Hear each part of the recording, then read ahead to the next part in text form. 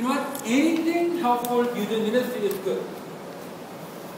But also look for specific situations that create newer and perhaps urgent needs. Very important, because I don't want you to get me wrong that I'm not putting down other ministries. Wherever you go, Asia, Africa, you're going to find poor people who need food, medicine, and basic education. Those needs are always there. So you do that, that's good. But I'm talking about certain situations that create more urgent and newer needs that might be different from one continent to another, to the next. That's what I'm getting at. Okay? Okay. So we want to make sure that we do not do it aimlessly. In order to do that, you need to know what's going on. I'm talking about three major continents. When I use 1/3 world, we don't use that term anymore because there's no communism supposed anymore. But 2/3 world. But I'm talking about Asia, Africa, and Latin America. Focusing on Latin America, but I will make some comments about China and also Europe as an illustration to what I'm getting at. So I want you to look at closely to what's going on in Latin America. So if you desire some kind of ministry called leadership training. Now we use this term a lot, leadership training. But what is leadership training in the context of Latin America or in Africa or even in Asia? Okay, Colossians 2:2. Again, I'm gonna butcher this first. I'm only gonna just borrow one phrase. Paul is saying, I went to Jerusalem, I did this privately to those who seem to be leaders. He spent his time talking to three pillars of the church. He want to make sure that his message is understood by the leader. Leadership training is very critical. You can teach 100 lay people, and that's good. But if you teach 100 pastors, multiply 50 people, that's 5,000 people. Is my math correct? Yeah, I hope so. Think about it. If you can't touch one pastor, and you train him, and he has 100 people, you just touch 100 people. Leadership training is that critical. So I spend my time doing that, leadership training, but in the context of Latin American churches. Now, when you see Latin America, oh yeah, they're poor, but you see, good, so do something about it. But they will be meeting a general need that's everywhere. You can find poor people in Africa, Latin America, Asia. That's great, we should do that. But the needs I'm going to present are in the context of leadership training. Because you can see the poor in the name of nobody. United Methodist Church is good at that. They do good social service. But they won't tell you that they do it in the name of Jesus, right? They won't. They no longer have that conviction. You can do a lot of good things. That's great. That's better than doing nothing. But I'm talking about leadership training where people are telling others who Jesus Christ is, whether the gospel or giving cold water. When I was in America for Mexico. Mexico is Mecca of Latin American culture. When you say North Africa, yes, Mexico is part of North Africa, North America, I'm sorry, but they don't see it that way. Mexicans see themselves as part of Latin America. Obviously, they speak Spanish. And of course, Korea is the producer of all soap operas, right? For Asian people. Mexico is the soap opera for all the Latin American countries. They all watch, Mexican soap operas. Some of you guys too, don't you? Oh, I have proficiency. Anyway, what happens in largest Latin American country in America is over 100 million people. What happens there impacts the rest of Latin America. Are you from? I'm sorry. I'm sorry. I was born in the United States, but my ancestry goes to the Caribbean. Okay. I'm sorry, but I'm not Latin American in my heart. Okay, so I did that the first class, so I'm sorry. So no one, but now. So I want you to look at what's going on in America. And if you ever think about allowing God to use the mission field, I say to you, how about this ministry? Because I'm going to tell you, it's very critical, it's important. And as much as feeding the poor is important, this is critical. If you don't do this right, you will lose church just like Europe has become post-Christian. You know what post-Christian implies? Europe is such a country where if you stand up in the pulpit and say, and King David said, David? Who is David? They don't have a reference point anymore. They don't read the Bible. They don't go to Sunday school. So they go, Joseph. Yeah, my friend Joseph. You talking about my friend Joseph? No, what is the Bible? They no longer have a reference point. They are completely pagan mission field, post-Christian. They got churches, right? It's a cathedral without anybody in there. This is post-Christianity. So you look at statistics of religious proportion in Europe, they were Christians, right? 90% Lutherans, 0.7% evangelicals. So don't let the Christian percentage fool you. It's post-Christian. Why? Because some things I'm going to share. Okay. LA, not Los Angeles, but Latin America. Okay. I'm going to use an illustration that comes from Matthew 12:14. It says, one of the evil spirit comes out of man. Now, this guy represents Latin America. He used some evil spirit right here, but he left. Why did he leave? Well, obviously, there's the gospel. This is Latin America. As of 2002, there were 65 million evangelical Christians and over 250,000 evangelical churches in Latin America. When I saw that number, what am I doing here then? I'm a missionary, like they had churches. Did you know they had that many Christians and that many churches? That's 10 years ago. They have a lot of churches. They have a lot of Christians now. Of course, they have more people who are not Christians, obviously.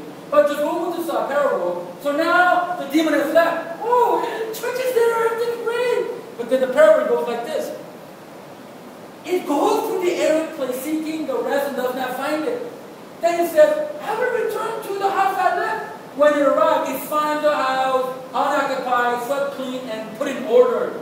Sounds good, but it means that, yeah, it's cleaned up, but there's no structure. It's kind of vacuum. There's nothing in there. Clean, but there's nothing. So, for this parable, this is what it says. Check it out. Church is weak. Gospel went in and we went out, but then the church is weak. So what do? Parable goes like this. Then it goes and takes with it 7 other spirits more wicked than himself, and they go in and live there. So this is what he does. Friends, let's go and party and the worst. And then he finally came. And then the final condition of that man is worse than the first. You know what? If you do not evangelize correctly, it becomes worse than before. If you don't understand Christian liberty well, then you're going to say, I may be against homosexuality, but I'm for gay marriage because I don't want them to be discriminated. And I told this guy, you know what, your idea of liberty must be constrained by sense of responsibility. But see, we don't understand Christianity well. Liberty! And we become so accustomed to liberty that we become libertinaires. What is it in English? Libertinos. What do you call it in English? Huh? No, not liberals, people give the license to sin. We have people say no. Because they were, freedom? Yes. Freedom to do anything you want. Christianity, when it's wrongly implemented, it is worse than before. Just look at Europe. So, the final condition of the church becomes worse than before. Now, how do you apply this to Europe, Latin America? 5 developments facing Los Angeles, Latin American churches. I will address this issue. Cult. Now, I know that term, cult. What is that? Cultic. Now, it used to be kind of positive term. Cultic means service, worship. Now we have another meaning. Deviant doctrine that does not reflect historical Christian faith. Oh, that's kind of fancy way of saying. There is no salvation in these movements. In short, I could vote for Ryun or I may not, and not have anything to do with whether it's Mormon or not. Okay, but if you ask me whether Mormonism has salvation, I would say no, because the Bible has this category: another Jesus, another gospel, another spirit. And when you study Mormonism, it is another gospel. But I could still vote for Mormon, like Romney, but still say to you that that view is aberrant, it's not part of Christianity. Okay, I'm not saying I'm going to vote for it, but I'm just saying that I'm not going to not vote just with Mormon, okay? But this is not that difficult to grasp. You see, cult is parasite. They don't do well with atheists. They do well with people who already believe in God. You know who the Mormon target the most in the United States? I give you three groups: Baptist, Methodist, and Pentecostal. You know who they target the most and win the most from this specific group? Which group? It starts with B, Baptist. They have feasting day with Baptists in the United States. But they like to argue without really knowing, and they know how to argue, and they win. When these guys are in Latin America, they provide social service to a broken continent because of broken families. They're highly effective. Now, when I say cult, this is actually Mormonism. When you look at this picture, what's wrong with that picture? Jesus and God. Well, Jesus is, of the flesh, but God is pretty handsome too. Wow! You see, already, God has body. Of course, God has body. He actually has very, very, very active sexual life, regardless. I'm not just making this up from their books. I do primary research. Now, when you see that, okay, well, that's fine. That is not fine. How about this? They have another testament of Jesus Christ. Bible is closed. There is no more revelation to be added. They have another book. Have you read that book? Some of the things are pretty good, but some of the things are outlandish, okay? And how about this? I thought there was only one heaven. They got three heavens. No hell. Now, in the essential doctrine, they deviate.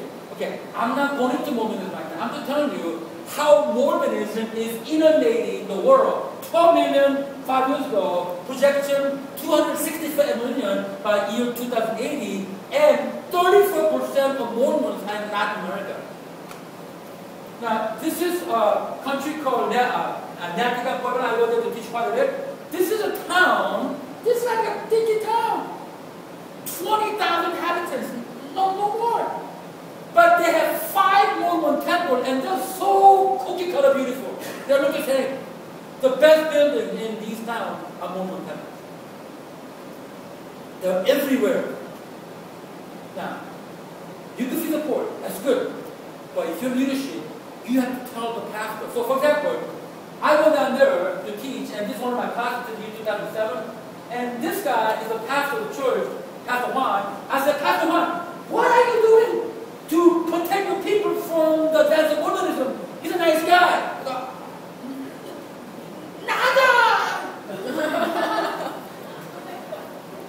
Let's go feed the poor. Do you do that? Feed the poor is good. This is not the feed the poor time.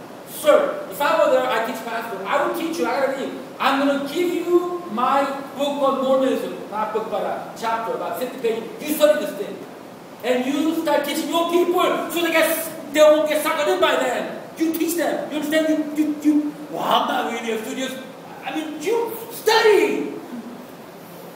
There's time to pray. There's time to pray in tongues. There's time to study, man. Study hard. This stuff is not easy, boys. Did I say boys? I'm sorry. Then I said boys and girls, but you can't be boys and girls. All right. No. And then, another group. There are 2 major religious movements America has produced. It's not Methodism, that's from Great Britain. Mormonism and Jehovah's Witnesses. They're American made. And they export them to the rest of the world. You know why Mormons target, Latin America? Because there were 2 main migrations, supposedly from their book, from Israel. They call it, they're Israelites. They came from Israel, from their history. And first group landed in Central America. Second group in 6th century BC landed in Yucatan or around there. That's why they focus on Latin America. It's like place of their birth. And they target it. They target Catholics in the United States. The fast growing population among Mormons in the United States is Latino Catholics. They target them. Pro-family. Now, what I'm saying is, if you go to Mexico and you don't do that kind of training, then you see the church, nice, but they don't know how to study Mormonism, then they get sucked into it, become worse. I'd rather talk to atheists than Mormon who's born into Mormonism. That's hard to talk to them. You know how hard to talk to Mormonism? Mormons and Jehovah's Witnesses? A lot easier to talk to people who are suckered in by people like, what's that guy? God delusion guy, Dawkins. Yeah, that's how easy talking to one of those guys than Mormonism. Get the concept. Church that is worse than before is because it was not prepared to deal with these issues. So they get leakage over this. They're Mormonism, it become worse. Okay, now, don't witness this. This is 6 million people by year 2000, about 7.2 million by year 2008. I mean, that's not a big number, but look at the proportion of people who are outside of the United States. 72% of the witnesses were outside the United States. By year 2000, it's outside the missionary movement. Mormon is a missionary movement. They're everywhere. The witnesses, they're everywhere. What I'm telling you, if you want to do this training, do you know anything about Mormonism? Have you ever studied about the witnesses? You don't know, then you can't do anything. We can feed the poor. That's great. We can share medicine. That's great. My wife does that, my daughter does that. That's great. But I'm talking about leadership training. This is where it's at. Because that's the need. And you're going to do this, you got to know some Greek. You know why? Because those are the witnesses, they don't know anything about Greek, but they have memorized it in Greek. So they go, Jesus is a God. Why? In Greek, there is no definite article, therefore it should be indefinite article in English. Oh, really? Now, it is true. It is true, but now it is true that there is no definite article, but you don't translate like that. Then, if you don't know Greek, then they play that game, then you gotta break up the water. You're not either no longer mission for them. Now, don't get me wrong, okay? Feed the poor, medicine, this is mission. Okay? This is mission great, okay? And anybody willing can do it. This one, anybody willing cannot just do it. You have to show up and prepare. Okay? Don't get me wrong, okay? If you're willing to serve the poor, you can do it. Just give them food and say God loves you, right? This one, you show up, you don't know how to defend Mormon, you don't know the Greek, then you're done. You can't do anything. Okay? In the past, they don't know how to defend, and then what? Worse than before. That's why there's over 1 million Jehovah's Witnesses in Mexico alone. That's out of 6 million. There are over 1 million Mormons in Mexico as well. And then we have liberal theology. What is liberal theology? Well, wait, I'll show you what they are. Now, liberal theology is for people who actually know something. You know, I have a pet theory. A lot of Korean people from Korea go to like a liberal seminary, like Princeton Seminary.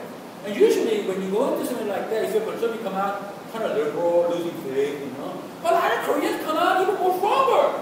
How is that? And I realize, you know what? I really believe that they don't understand the lecture. So, Bible has a lot of errors.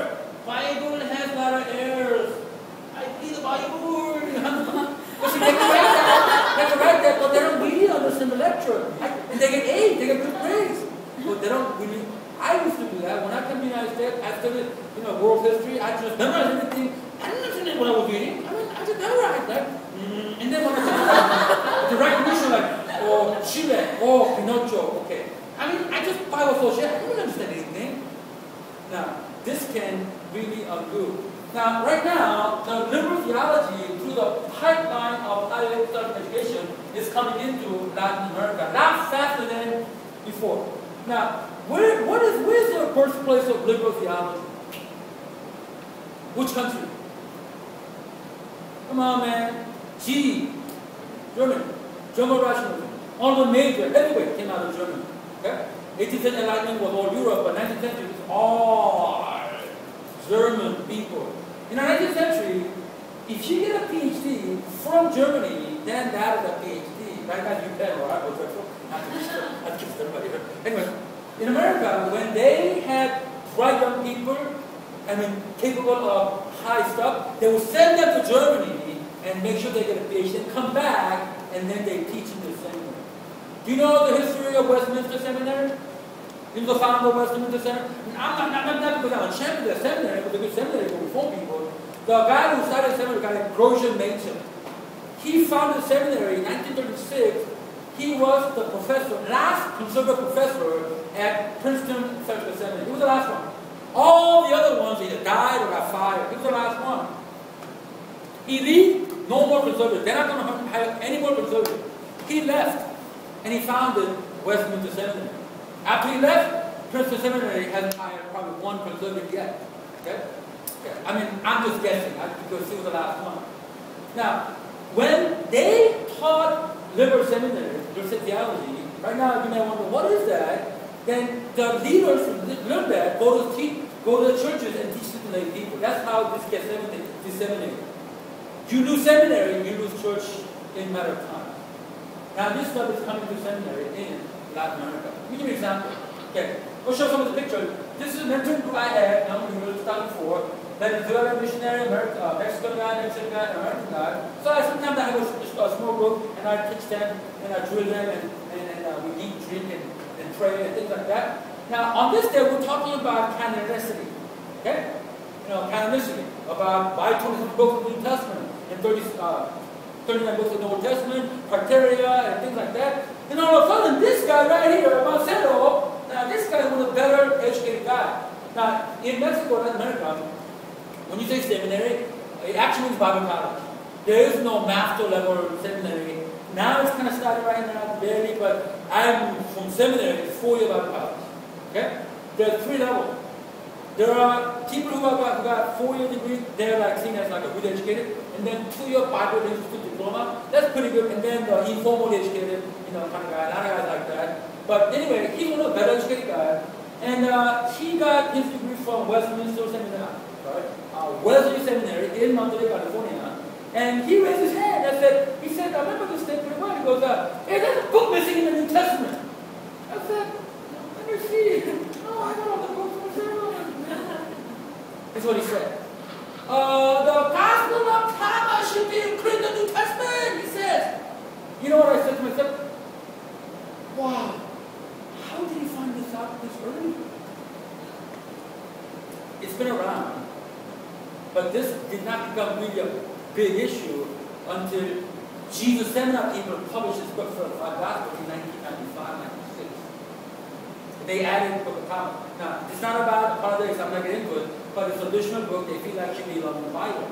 He knew about it already. I wonder how he found out. Not from, low-level Bible college or Bible Institute. He got it from his seminary. Because who showed the teach those seminaries? Look, Mexico does not have enough qualified people to manage the seminaries at that level. They need outside help. Not all, but they need outside help. So Americans are willing to come. I was one of them.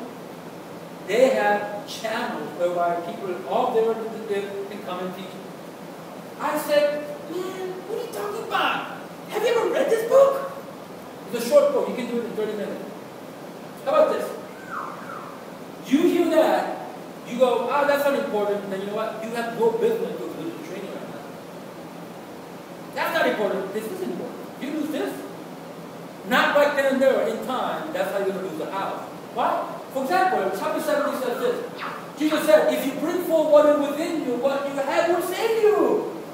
Well, what does that mean? That's great. Why are you metaphysical? Well, let me ask Miss Ellen Taylor, the Nazi gospel lady. She teaches at Princeton University. So stuff that she is doing here is coming now already. It's faster than before. Why? Internet, highway, airplane, a lot faster than before. It's just like that. You know what she says about this verse? She loves this verse. She says this. Thomas encourages the hearer not so much to believe in Jesus as try to know God through one-on-one divinely given capacity. Save God yourself. Save God. Save yourself. New Age. I mean, there's a reason why she may believe like that, and I won't get into it right now. Is it okay to believe like that? We have to address that. How do you address it? Well, okay, I won't go into it. You don't address it by saying that, you're wrong! Devil's in you! Bye. You don't do that.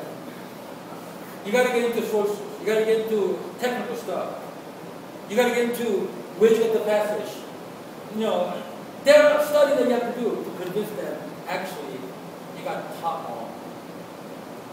You gotta know this book, you gotta research this book, and then you can tell them, actually, you gotta go wrong. I like this book, that's some good stuff in there, but ultimately it's not inspired doctrine. Now, example, now this guy actually got a scholarship, went to seminary in California, and did, actually. Marcelo. I mean, this is a golden opportunity, right? He and his wife both got a scholarship. One day he wrote me an email. This seminary really liberal! I told you, boy. If you ever believe that, so don't come back. Don't come back. But they come back.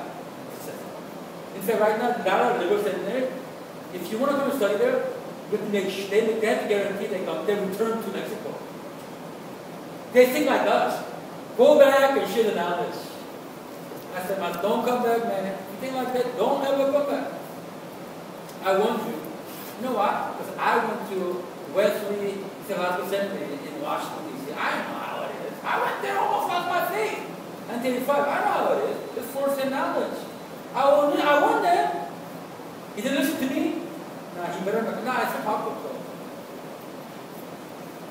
Now, we did that, right? Now, another example. This Baptist seminary, Oaxaca, 1936. I'll teach you there, of course. All right, now, when I went there, I taught in two seminaries, this seminary 1 week, another seminary. Even after, I went to this other seminary, not this seminary, but the Pentecostal seminary I went. While I was teaching, two guys from this seminary come and visited me, Fausto and Hugo. So, Pastor Ryan, can we talk to you? Yes. Can you come back to our seminary again? Why can't I just show up? They invite me. This is what they invited me again, but I came back. Why? Because after you left, this other guy came. What other guy? I happen to know about this guy. He is an American professor, PhD from Baylor University. It's legitimate. He has books to his credit. He speaks perfect Spanish. Actually, he should teach at Romance Verda Seminary in Mexico City. I don't know why he doesn't teach there anymore, but that's an itinerant teacher. I know about this guy. I didn't know he came back. I didn't know that he came after I left. But they asked me, can you come back? I mean, I can. I mean, they invite me, but okay, they said, no, we're going to organize a conference. We'll invite you, but we don't. Then I said, okay, then I'll pay my own fare. I come, I take it that month. You guys just organize a conference. So I said, what did he teach? This is what he taught. The Pentateuch was written between the 9th and 5th century BC by an unknown redactor. His study was Moses. It's the classical, what we call JDP theory. It's the only theory that is taught in liberal seminary. They do not believe that Moses was actually a person, that it was a series of writing done by anonymous authors, and one guy put it all together pretending to be some kind of document from the 15th century BC. It's a very famous view, and he was already down there, and he was teaching them. Oh, he did? My goodness. And then, Genesis myth. Oh, we've heard that before. And then, patriarchs such as Abraham, Isaac, Jacob, whatnot, this are word person. This is called minimism. It's from Europe. It's going on right now.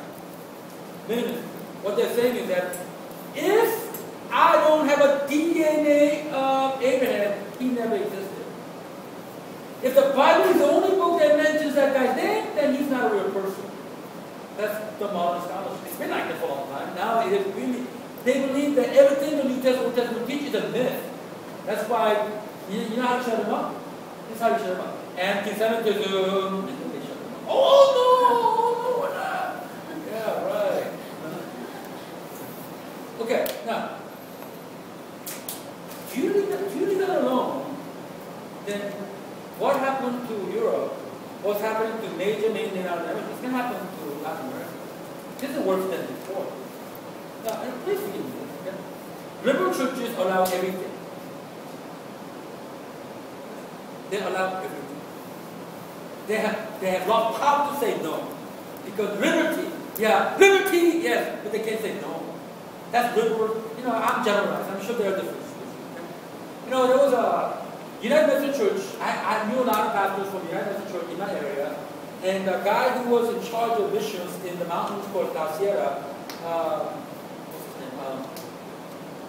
His name is getting me. But he had complained like, you know, these guys come from America and they usually do building projects. They're really good at that. Oh, they're great. But you know, they smoke and drink and Mexican Methodists and evangelicals, and after they build, they go around the villages to share the gospel and come on, let's go share the gospel. Like, they have no idea about the gospel. You know what? I don't smoke. I don't drink either, okay? I don't know about liberty, that issue. That's over there, they don't drink, they don't smoke. Christians don't do that over there, right? These guys smoke and drink. So he wrote a letter to the head guy in America, or the area where the please do not send people to smoke and drink. Because they come and smoke and drink, and they're missionary friend, and it's not a good witness, and please. And like, what's wrong? There are no other people. I mean, what's wrong with that? You see the difference? That's the reality. Alright, now, this is mission training, Guatemala 2004. This girl, I forget her name now, she's a coordinator of this event with her whole month. I'm doing for 1 week. She asked me this question. Can I ask you a question? I hope it's not too hard, right? It wasn't. It was a question. She said, my professor said, what? That all religions lead to the same God. Is that right? I mean, I want to act smart, but this question, no, of course not. But you know what? Yeah, I just know, right? But compare religion. You know how hard that stuff is? You gotta read Quran. You gotta read Tipitaka, the Buddhist scripture. You gotta know that stuff to compare. If somebody comes and says, why is Quran seen as book that is so powerful in the Bible? It has Jesus in there, has Abraham in there, has all the pictures in there. So what's so different? Yeah, know that. But you want to teach Islam to those people? You gotta know this stuff. Okay, we can always feed the poor. That's great. Okay? But if you don't do this, you will one day feed the poor in the name of nobody. You see what I'm saying? This is critically important. But I said to her, let me ask you something. Is that person from the United Methodist Church? I remember her reaction. Oh, how did you know? I don't have a prophecy, but I've seen them. They are coming down and sharing with higher numbers. And the state of that is worse than the state of Israel. And you have to feel that to understand why this is critical. That's why I did what I did. So what happened in Europe was imported to USA, and then from USA it's coming down to Latin America. Mainly this construction of canonicity, documentary hypothesis, and religious pluralism. They're all coming to the cities, educating people. Young people, the stuff that I did, you cannot do today just by wishing. You need years of training in academia and experience in ministry. But I'm asking you, all of you guys, maybe you can pray about, power. Power for what? Power for victorious living. Power for serving. That was great yesterday. Power, right? Now let me put some wheels to it. Power to make a difference, because if you don't, this will be another ruin, just like the Europe that we see post-Christianity. Okay, what did it to Europe? Let me use Europe as an example, okay? Very convincing. As early as 1980, 50% of the Londoners never read the Bible. So in that city, again, if you make any biblical reference, they wouldn't know. They haven't read the Bible. They never heard a study about the Bible. What, did I write something funny? I'm from England, so. Oh. That's right. But are you from London? Yes. Okay, so the national average 35%, and it said 96% never go to church. Ken, am I in the ballpark? I think it's correct. Thank you very much. I don't have any Bible. National rate, that's not 3%. That's some number got mixed up. I won't tell you it's not 3%, okay? I won't got the number. Now, to this perspective, Germany produced all the critical thinkers that deny our faith. Great Britain produced all the guys that strengthen our faith. Start with him, Hudson Taylor, David Livingstone, Spurgeon, D.L. Moody, D.L. Moody's our guy, Mueller. I mean, they produced who's who, when? 500 years ago? No, 1 generation and a half ago. Now it's a mission. Yeah, and if I say liberal theology is only the factor that is reductionistic, it's a main issue though. When the leadership lose credibility with the Bible, they no longer have confidence in the scriptures. When leadership is teaching social service, be good, then that's what happens. What I'm telling you is critical. And I wish that some of you young people pray about it. I didn't pray about it when I was your age. I was a Christian.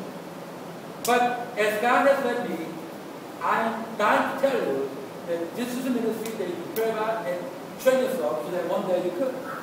And then one point alien at the Muslims, I will get into this. Okay, now, this is a friend of mine, Michael Choi, UCLA grad, Dallas Seminary. Anyone know this guy? You were smiling, you know? Are you Michael Choi? Oh, okay. Anyway, he was teaching in Czechoslovakia. Are you Michael Choi? Oh, Michael. Look at him. He wrote me a letter, 2004. He was there for 4 years, teaching in the seminary. He wrote this. He said, just in 10 years after the door opened for the gospel in Czech Republic as well as in other Eastern Europe countries, liberal theology from the Western Europe has deeply penetrated into both churches and Protestant. In 10 years. That's fast. First 10 years. That's a year, right? And he was alarmed by it. This is very practical. This is classical. This appeals to your intellect. In 10 years. And he was alarmed by it. Now America is going there through the pipeline of higher theological education. How do you respond to that is what I mean. Okay, how do you respond? Okay, another issue, another development is extreme prosperity theology. See, this won't work with Bill Gates too much. God can make you rich. Oh, sir, Bill Gates. It worked with poor people, of which this continent has 20. This really worked well with poor people. It's an economy that cannot generate jobs, but somehow they can produce wealth. I tell you, your economy cannot produce jobs to give you promotion that you desire and jobs that you need. Fix your economy, not this theology is bogus. But they give what they have, hoping a miracle. Now, a good example is this guy. His name is Eddie Macedo. He's the founder of Universal Church, one of the fastest growing churches out of Brazil, and his movement is known as the Stop the Suffering movement. Stop the suffering. Para de sufrir. Woo-hoo. Stop the physical suffering. Stop the financial suffering. And people flock to his church. And he owns one of the finest studios, so they produce top-notch video. They'll program that. Great. Like, I was poor yesterday. I'm rich today. All to God. I mean, their videos are great. They have every day, 9 o'clock, they show up. Look at his house. Man, he doesn't stop the suffering. Look. Do you see suffering there? Woo! I'm not saying that you cannot live in this house and you got money. I'm not. The guy who preaches the gospel, stop the suffering, live like this. All the poor people are still very poor. That's America. So what I'm saying is that I don't address it as a leader. Okay, that's what I'm getting at. Another one is conflict between Pentecostals and non-Pentecostals. I don't know if you go to a Reformed church or Presbyterian church, not a Reformed church of like Reverend. I go back to Victor. What are you? Reformed. What kind of Reformed church is this? Like first session. Anybody go to Reformed church and you go, you Reformed church? Yeah, GCC. You go, what? Yeah. This is different kind of Reformed church. I'm talking about traditional Reformed church. Tulip church. Tulip 5 points account. Reformed church who who does not believe in tongues. Who's the cessationist? Do not believe in gift of prophecy. Who does not believe in anything to do with spiritual manifestation that is ostentatious. We call them cessationists. There are non-Pentecostals and they are classical enemies. They don't like one another. And they fight. They do not have fellowship. And what happens is that we carry that spirit into the mission field. So we make them just like us. They don't talk to each other. Why? He's a Baptist. So, he's a Baptist. They don't speak in tongues. I remember when I was growing up in a Pentecostal church, I used to think that Baptists were kind of very good speak tongues. And then Baptists, they think that we were wild and crazy and fanatical because we spoke in tongues. 1980s. Okay, now, they fight like this. Okay. As you know this man, John MacArthur, versus charismaniacs. Not charismatics, people who go overboard with gift. This man I use this book because he's relevant, because his books are still used in seminaries in America. He's a cessationist. He does not believe in tongue, he does not believe in prophecy, none of that stuff. Whereas those people who are charismatic, they do overboard. So how do you teach them to coexist? How do you teach them to love one another and work together? Is that possible? Is that important? You better believe it's important. We follow Christ that be one in me, and then we follow our system theologies. I don't like that. Actually, I hate that. I mean, I'm not going to waste my time debating with one guy when I can help somebody from Mormonism and liberal theology. You know what? There's salvation in both movements. Not in Reform, not in Mormon, not in liberal theology. I know because I almost lost my faith in liberal seminary. I know what is important. This is important but not essential. But it breaks fellowship. And it gets ugly. Now, this sort of conflict, let me give you an example of China. You know, when China was opened up, they didn't really want missionary. You know why? It's like this. This sort of conflict is what the Chinese Christian wants to know about in the late 20th century. I'm going to quote from a guy named Jonathan Kao, or Kao. I said him. Chao. Now, he was Chinese leader of Chinese church in Hong Kong. It was 1995 interview. I kept it. This is when the movement was really, picking up, Christians going in there to help the Chinese Christians.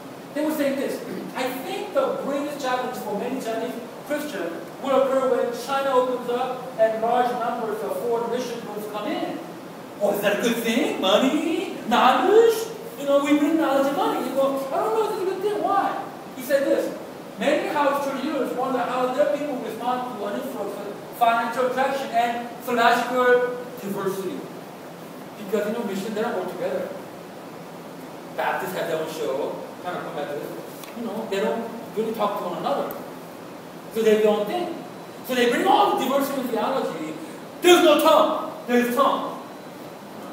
Well, my white missionary said there's no tongue.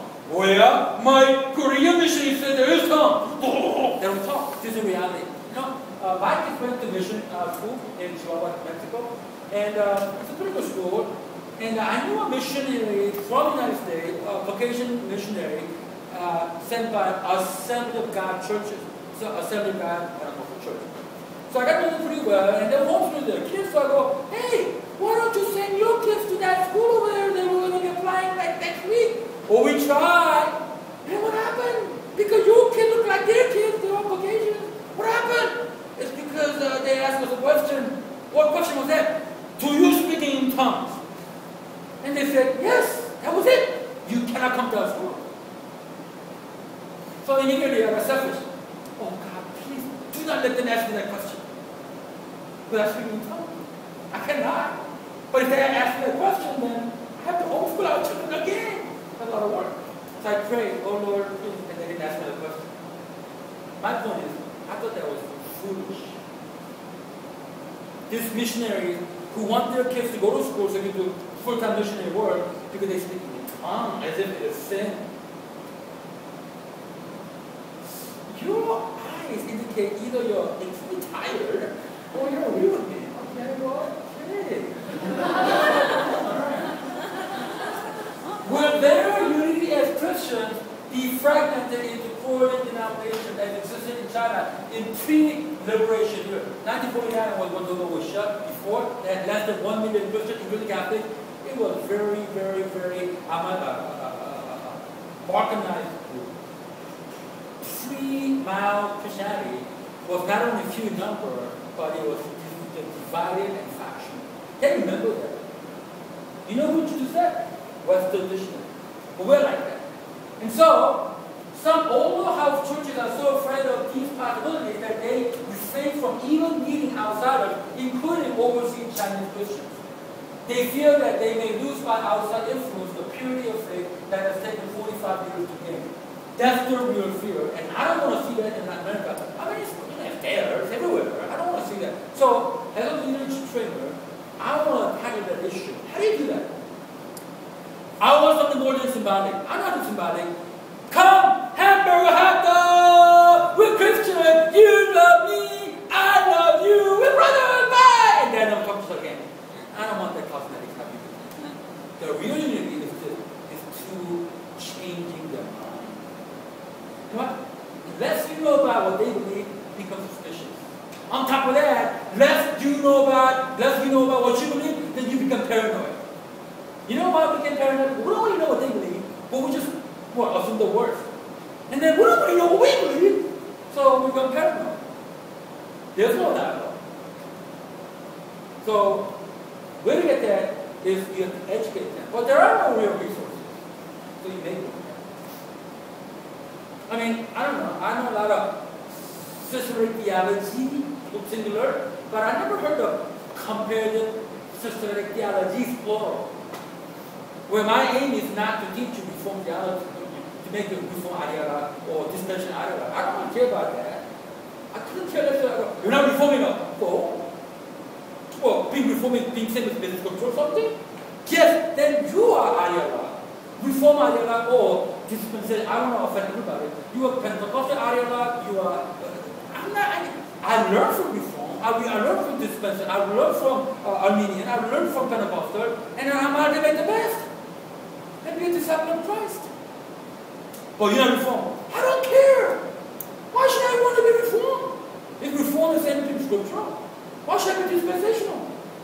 You know what dispensational is? Next time I'll tell you what it is.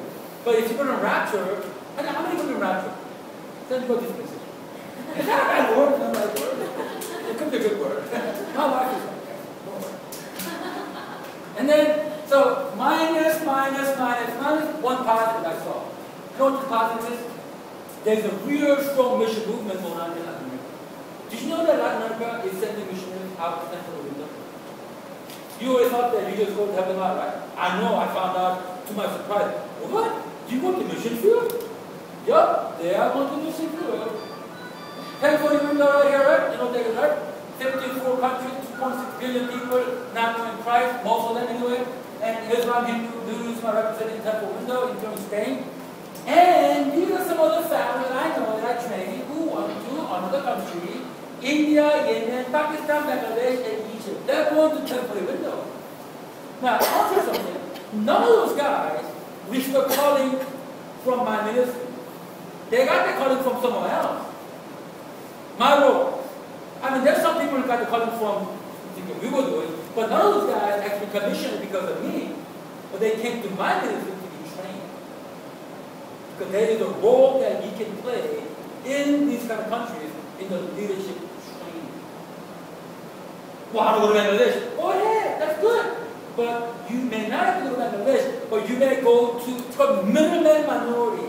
I know there's a social term describing Korean American, middleman minority, bidding business for corporations, in the cities.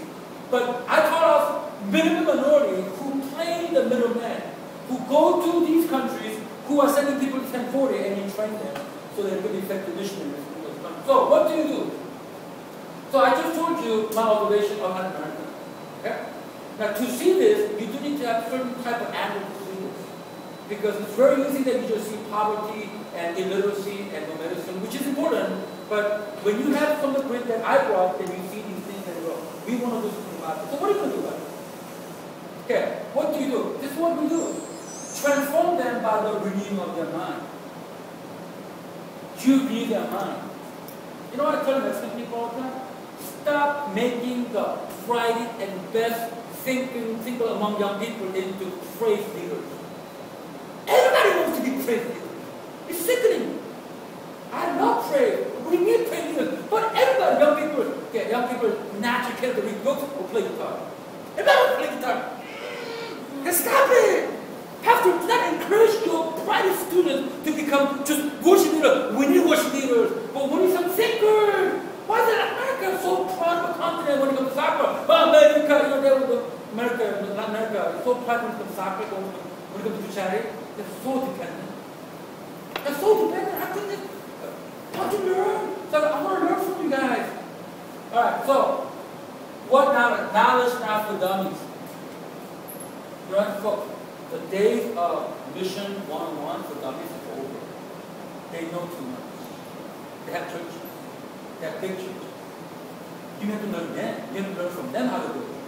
The days of, we know so much, what's experience and that, it's over. There's a period now. You go down there, don't worry, I'm here. You come down to the Mercedes complex, you're out the door. You know what messianic complex is? God, don't worry, I'm here. That's messianic complex. It doesn't work right now. There's a paradigm. So if you help them, it has to be a specialized help. Not just, one package fits all. No, it's not like that. It has to be specialized. It's knowledge not for dummies. What does that mean? To me, it meant producing books and courses that effectively respond to these intellectual and spiritual challenges. You know what? In America, what they do is they translate American author into Spanish. Okay? That's what they have. I don't like it. So they read people from American culture, middle class, nothing has changed except they turn into Spanish, and this is like the best book they have. So I tell them, why don't you write your own books? Why can't you write books? They write other books, but when it comes to theology, they don't write any books. You know the books that they have in Mexico, they're from Spain. You know how powerful Spain is in terms of Christianity? But they got books though. I mean, they've been around for a long time, I guess. So, what would you do in that kind of setting? Well, this is what I have. Ministry goals, retraining of church leadership. Development of theological courses and curricula. That's what I had in mind. I'm going to go and make new courses. I'm going to write new books. But I don't write in Spanish. So what do? You learn Spanish. It's easy. It's not that hard. It's not Chinese or that. So you try, you learn, and you pick it up. And you write, and you have a reader who kick your butt every time. And then you write, and you get pretty good at it. And then you do what? Extended pastoral education. And then you develop teachers who can teach our courses. And then finally, you place these courses in Bible schools and churches so that it can be taught by those who were taught by we. So it perpetuates. Somebody asked, did you leave somebody down there when you left? No. Oh, that's failure. No, but what? You expect me to leave another great guy there? All right, what is that? I got them next guy doing all the ministries. I don't do anything. The goal of ministry is that you want to reproduce yourself.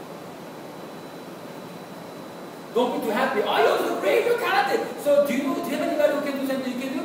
No, just me. Then you know what? When it comes to leadership, that's a failure. You have to produce somebody who can do what you do and even better. And then you go, then I don't have to be here.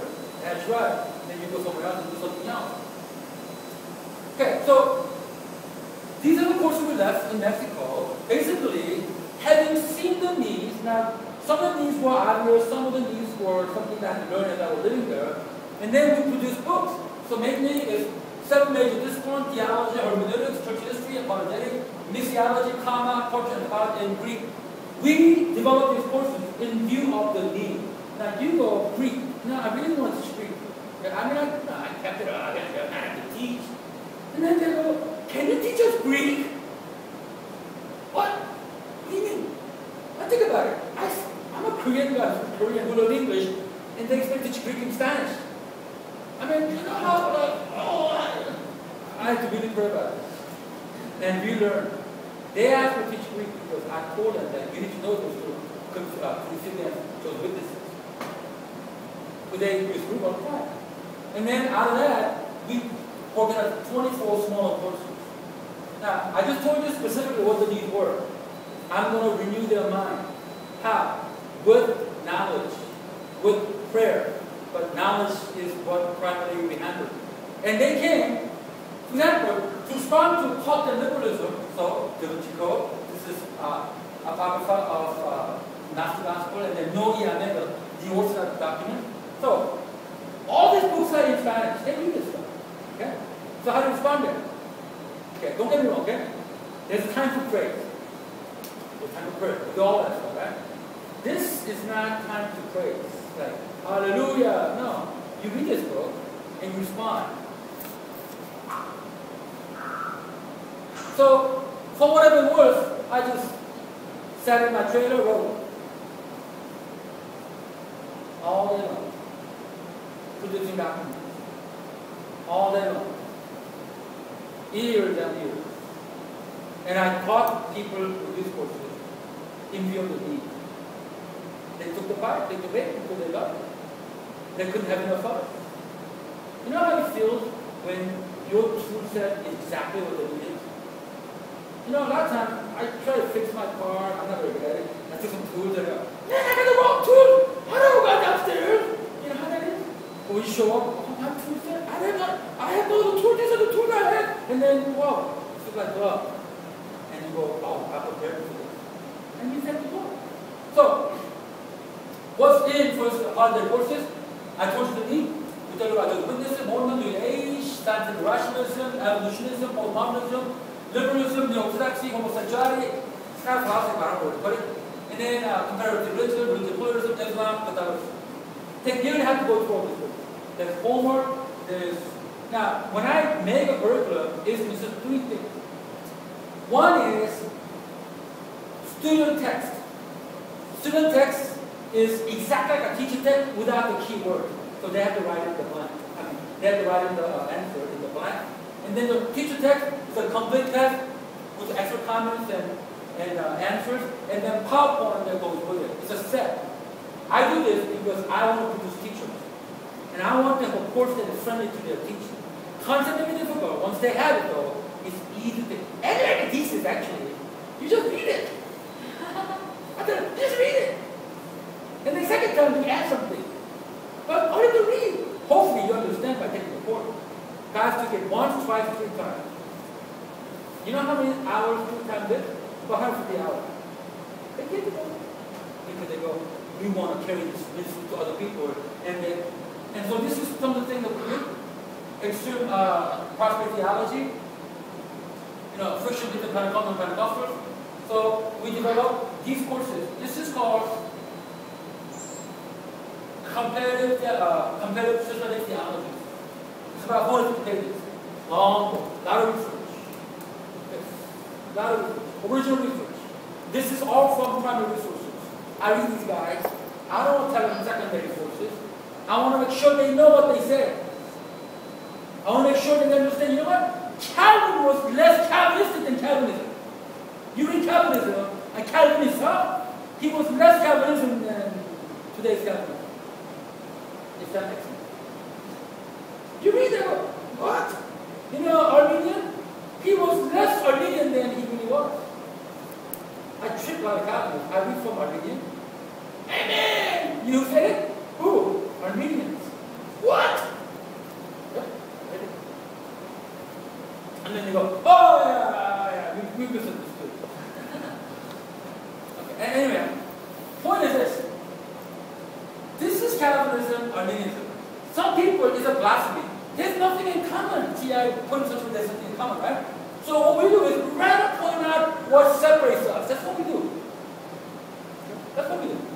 You go to idolize seminaries, you know, we are this, we are not that. All I'm saying is that, oh yeah, we are different, sure. But how about we point out, you know, before we fight all the time, how about we point out what unites us? I mean, that makes sense. We follow Christ in 71. So how come we don't point out what agrees, what agreement we have? Is there any agreement between the two, by the way? Is there any agreement between Calvinists and Armenians? Yeah, like this. Jesus saves. I think that's a big issue. Jesus saves. They both believe faith and repentance. Yeah. They both believe that. No, that's not important. They don't believe in unconditional election. They don't believe in limited atonement for what enemies. Oh, come on, bro.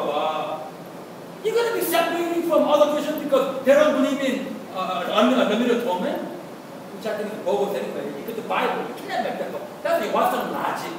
What's some logic? You know, because this has been that. Read 1 John 2:2. He not only died for our sins, but the sins of the world.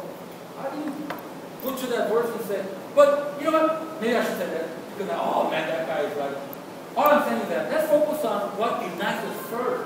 And then we can talk about the differences. And when we can talk about differences, then we won't fight like enemies. So that's the methodology. Now, Pentecostals right here. I told these guys, I kept them separate. I couldn't put them together. So I met them on Thursday, and then Baptist guys, I met them on Wednesday. They're like, water and oil, they don't mix. Now, I could talk to them because I speak in tongue. I'm an expert Muslim. I could be Pentecostal if I really wanted to. I could work for you. Or I could be bad. But you know what? I went to Baptist at them, so I did Baptist too. Alright. Kidding aside, I taught this course 1.5 years. So what's the truth? His name is Pastor Almanza. My pastor and my pastor, 63 Korean pounds. Nobody messes with him. He's a leader of the group. I said, Pastor, can you pray? Now that the course is over, can you pray? And see, when you do the training, this is the kind of food that you're looking for. You know what he prayed? And then he said this. Oh Dios, bendiga los pentecostales. He said, bless the Pentecostal brother. When I heard that, that's my fault. Are you kidding? He never did it before. He accepted the invitation, preaching Pentecostal church. He gathered all believers into Pentecost, had a prayer meeting in his church. He joined with other Pentecostals to work together. That's the fruit. And that's important. And it took a year and a half to study to get that. Hermeneutics. Okay, 5 developments facing in the churches. Lack of churches. So, again, so this guy, I didn't know him before, but he said he got called to India. He's not in India, second term, go to gather people. So this is my role. Then I got this book. Then he goes to India. Then he comes to me, and he took 40 hours of disciple from me. And he trained that area, and then he leaves. And then he and I kept in contact. He came back with a second term, and he came home, Mexico, sabbatical, came to me and said, Pastor Ryan, I'm going to do what you do among the Garu people in Paul. So can you give me all the resources? Sure. How many megabytes do you have left in there? I want you to bring 2 because I got a lot of stuff to do. I give them all. Probably about 20 gigabytes of PowerPoint. PowerPoint is what it kills actually. That's the relationship we have. All I'm saying is this. This is critical. He doesn't have the tools to go to do these things. I give him the tools. You can give him tools. And he's the minister in the hall among the Talu people. This is Fernando Aguilar. He went to Pakistan. So I actually had him in my class twice. I taught him in some state, Tula in Mexico, and I got to know him. And then I said, come back here one more time. I paid airfare, bus there. So I had him up in this class. So I taught him twice, about 100 hours, to make sure he understands because he's a leader. I want to know exactly how to handle his theology.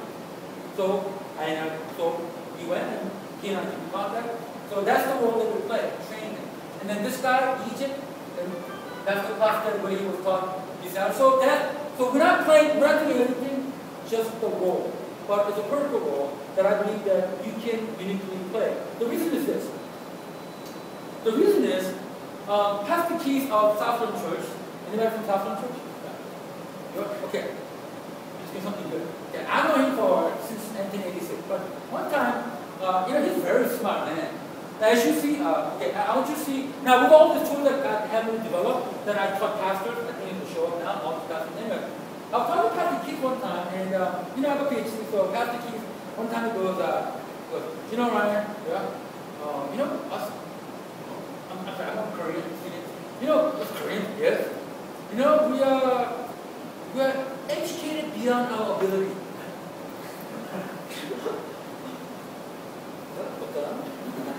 I agree with him. I mean, now forget the Korean, Asian, right? Well, like, what are we exact degrees? Are we taller than African Americans or are we that much? No, we just got degrees. I got 4. The point is, what do we do with the degrees? Forget the degrees. I burned 3 of them. I ripped them off. I only got doctorate degrees because when I did it, I didn't get it yet. I gave it to my mother, and she gave it back to me. No, what he said remained with me. Now, this is not just Chihuahua, but everywhere. Now, it really stuck with me that why are we so overeducated? When I go down there, I tell them, you think I was not in there? Are you kidding? I do 2 digits. No, those 3 digits. I said, no, I'm not trying to. The only difference difference in you and me is this. What? I had what? Over opportunity. You didn't. And I have no opportunity. I don't charge you tuition. I only charge you for the book. I have no opportunity. I give all I learn. Free of charge. Just free burritos. I'm not trying to do more, but I got to. I share critical knowledge you need in some speciality. Doesn't God have fun? I love fun. I went down there like, oh man, I'm not going to basketball, man. I felt like it was devotion. I went down there basically, I was in ministry for a long time, 20 years, I was retired, but I wanted to teach. I applied for school that nobody wanted to hire me. So like, okay, so nobody wants to hire me, nobody wants to hire me. So what do I do now? And then God had a mission. I felt like it was devotion. You know, I think he's no real. I said, Keith, man, nobody wants to hire you. What's up with it? The people Keith go, you know, Ryan, what's your problem? Yes, what is my problem? Because when you went to school, you never got to know any professors.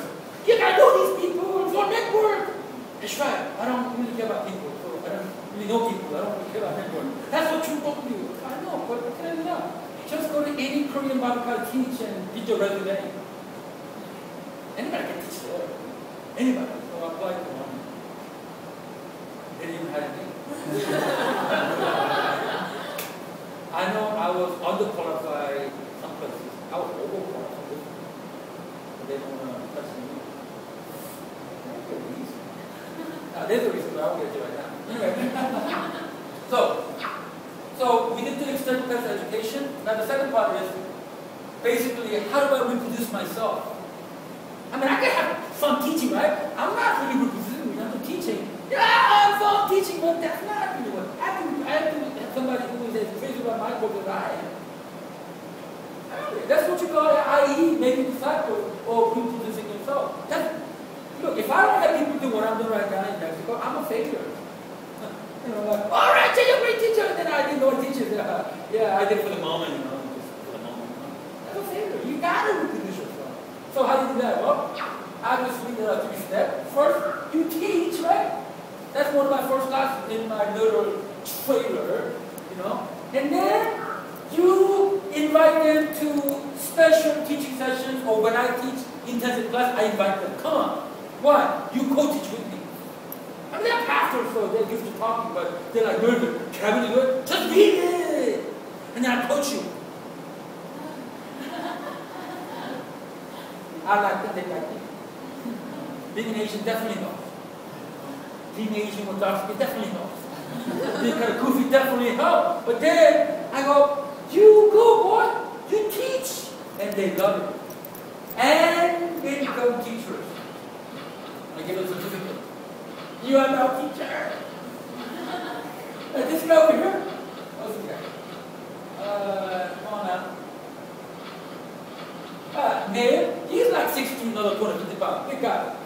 And he's smart, but then he never had full education, speaks English. And then when back to 7 days to teach, I go, man, I don't have time. You go teach. He goes, I can't. You could. You talk with me so many times. When I teach with them, I teach both, and then they teach little, but by the time 52, they teach both. I teach very little. That's the system. You taught more than I did. Now, go teach, except one condition. Don't bother me.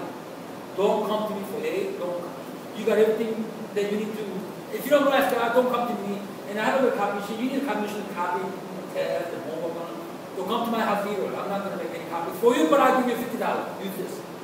That's enough. Make copy me. Don't come by. You know what? Let me train you. Don't depend on me right now. I became your wheels for downtime. Take the wheels off. You go do it on your own. And then when he heard that he did a good job, then he's not. Because in fact, one guy said he's better than you. I'm going to punch him out. No. I said, you know what? You know what? He said that. He's better than you. And I was happy. Good. I did a good job. I want him to be better than that. And it wasn't because he spoke better Spanish now. Trying to speak better Spanish because he's, Venezuela. So anyway, and then they take it to their own people. Small churches, some big churches, they take it to the schools and they teach. When I see those pictures, I go, yes. go there. I don't go there. I never go there. That's the little tree. Right now, I don't even know how to count how many ports out there. Last time I went down to Mexico, I called him up. I said about my cell phone. You know, so I called him up. I'm going to go to Mexico to Tabasco in 3 months. 2 months. No, in 2 weeks. I'm going to call him up. When I called him up in October last year, I talked to 7 guys. Well, if I was depressed, then that depression went away real quick. I'm just better. I was depressed. They're all like, you know, that's right. We're doing this class at this day. No, I just said, hola, ¿cómo estás? That's what I wanted to say. But it's good to hear that. Everybody give me a report. And I didn't go for a report. I kind of feel bad because I put 100 pesos in it. I lose it all. And I thought I had some left. I didn't lose left. Oh, it's not plugged in.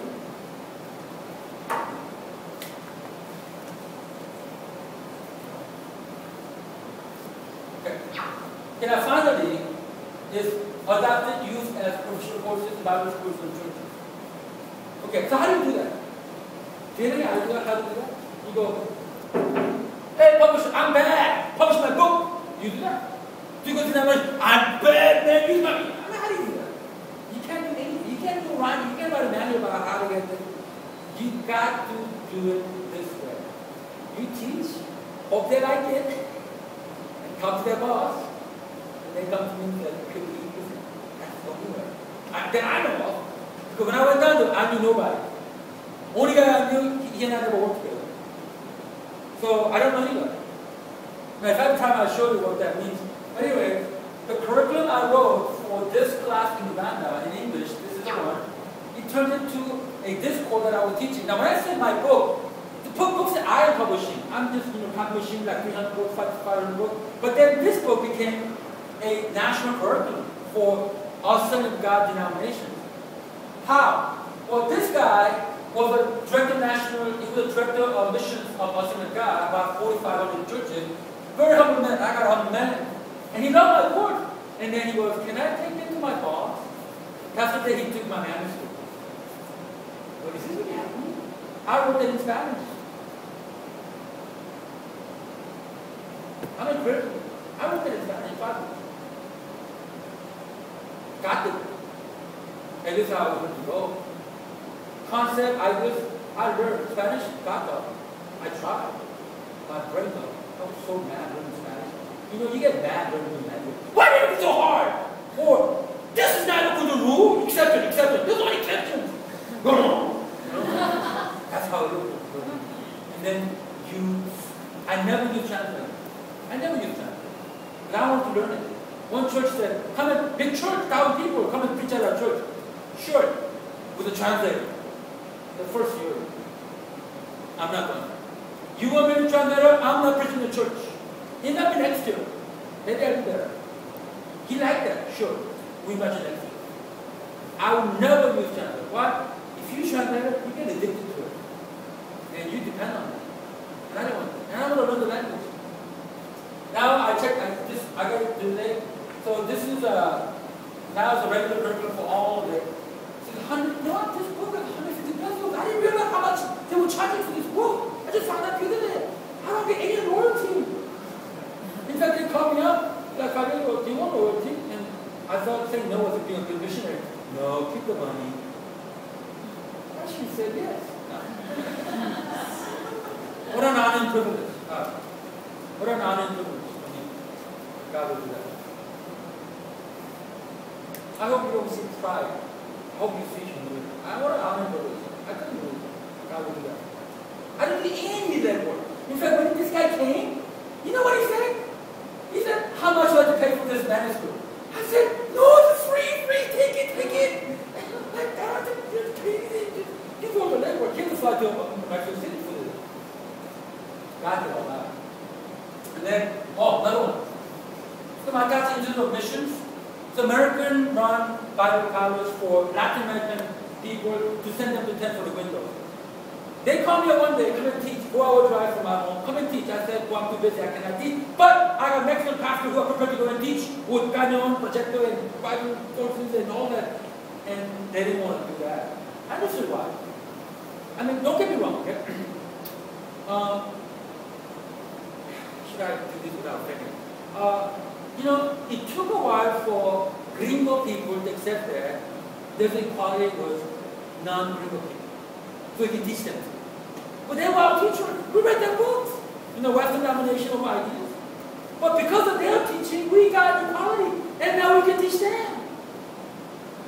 Some still kind of brilliant at the idea, I know. But some of the ones who are in the cross-cultural area, they don't do it anymore. They do not want Mexican people to teach these people. So they hung up. Whatever. Right? But then year later, I guess some of the gringo people who were supposed to come couldn't make it. So they called me. Basically, send anybody. So I did. You guys. I sent them 4 bus ride. Go and teach 3 hours, 3 days, 6 hours every day. They came back so strict. Why? Except him, he's our small church people, 100 people or less. And they thought that their extent of influence was 4 walls limited by 100 people. Now they go and teach other leaders. You don't think it's very good? I felt pretty good with what I did. I only had 78 people in my church. And I did all the leadership training that anybody could ever dreamed of.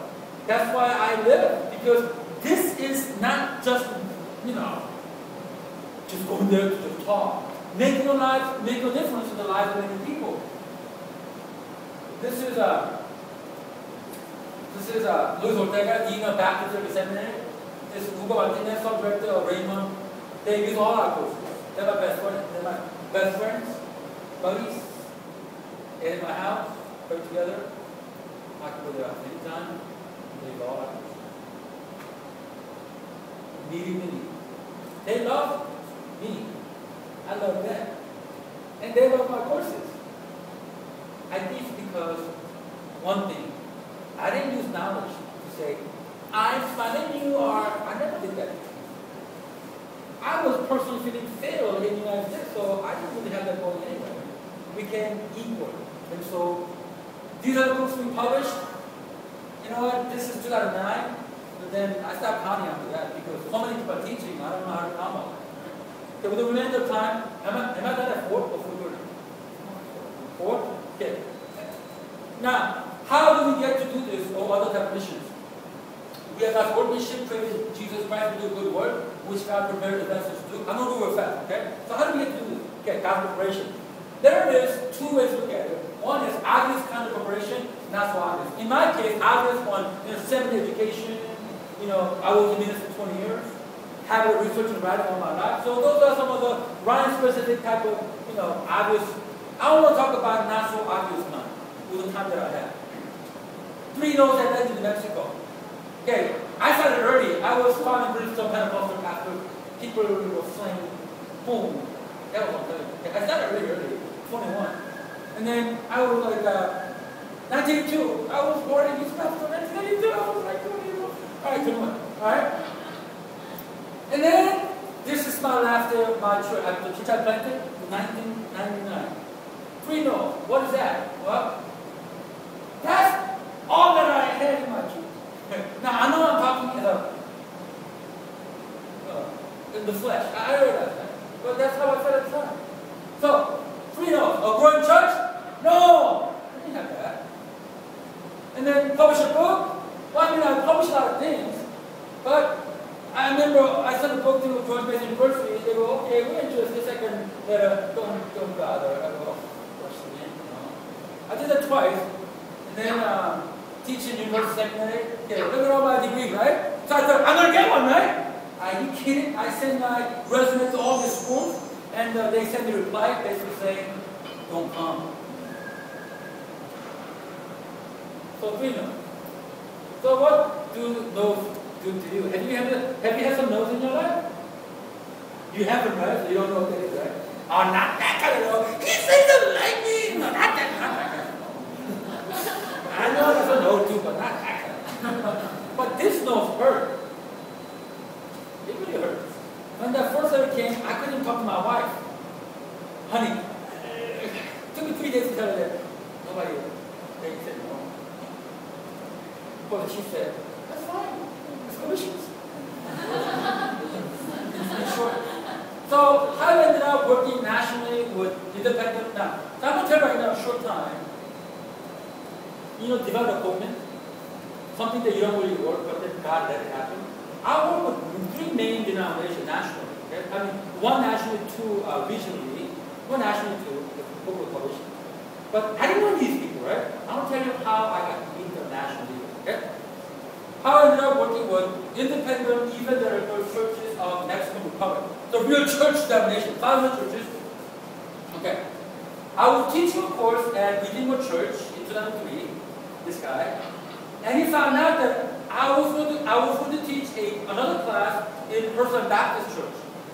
They don't talk to each other. So he asked me whether he could come as a Pentecostal Baptist church. So I asked the pastor of the church, is it okay for him to come? He said okay. So he came, right? So he came to this church. And then, shortly later, he brought this guy, Jose Valderas. He's now the superintendent of one of their conferences. So he brought him, and he said to me, I always want to learn about apologetics. Can I take this course? I said yes. A little later, they had a regional convention at his church, and then he had to meet the national president. And over here, he said, can you come to a national conference? Oh, so I showed up to the national conference. Right? Now you see, I don't know any of these people, right? I show the national conference, and then I meet this guy who went to Acapulco to teach their pastors. I met this guy to teach his pastors in Saltillo. And then I met this guy, and I met this guy. So, you see the domino effect. I could have planned this problem. But one thing though, when they asked me, I said, you know what? Because nobody invited me, I didn't prepare. But now that you invited me, let me prepare. Give me 1 year. I didn't do that. You prepare for an audience of 1. As if it is 1,000 people. I was ready. You never get swayed by how many you have. I have 76 in my church. I prepared like there were 1,000 people. Number makes no difference.